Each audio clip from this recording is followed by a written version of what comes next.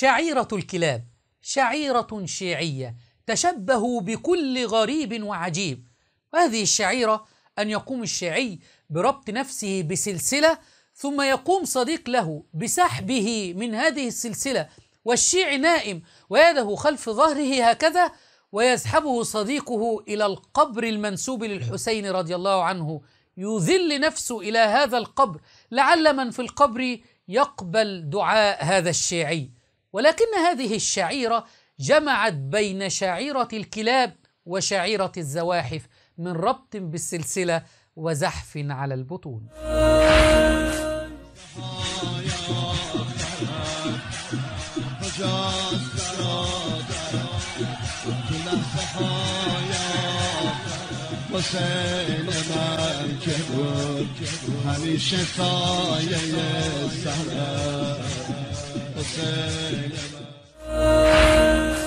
هانوا على الله فخذلهم.